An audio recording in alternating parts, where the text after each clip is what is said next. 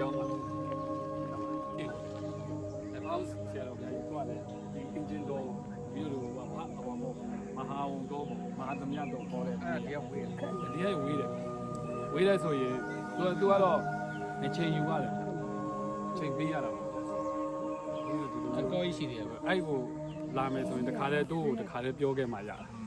အချိန်ယူလို့ရအောင်အချိန်ယူလို့ရအောင်ဒီလိုတော့တို့သွားရင်တော့သွားရောပြန်လို့ဆို4နိုင်5နိုင်တော့လောက်တော့ချိန်ယူရ5နိုင်တော့ဒီနားမှာနားရင်းနဲ့ဘုရားလောင်းလေးကိုပွားတော့မှာ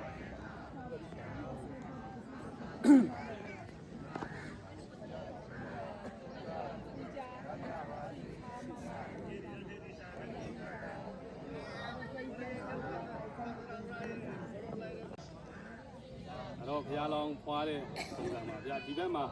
ကီလိုမီတာ30ကပိလဝတ္ထုက30ပါဗျာဒီဘက်မှာဒီဝါဒဟကကီလိုမီတာ50ဝေးပါတယ်ဗျာလက်ရှိတိုင်းတာပါ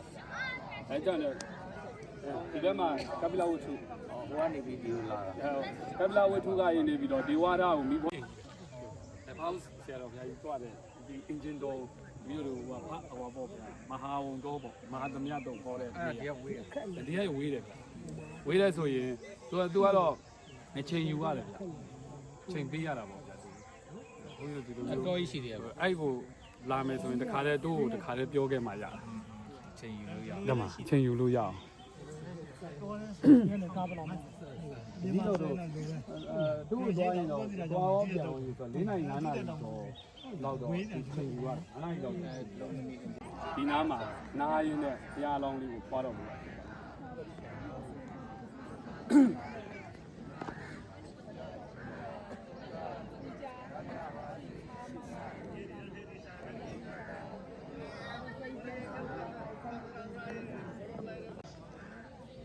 တော့ဘုရားလောင်းဖွားတဲ့ပုံစံပါဗျာဒီဘက်မှာ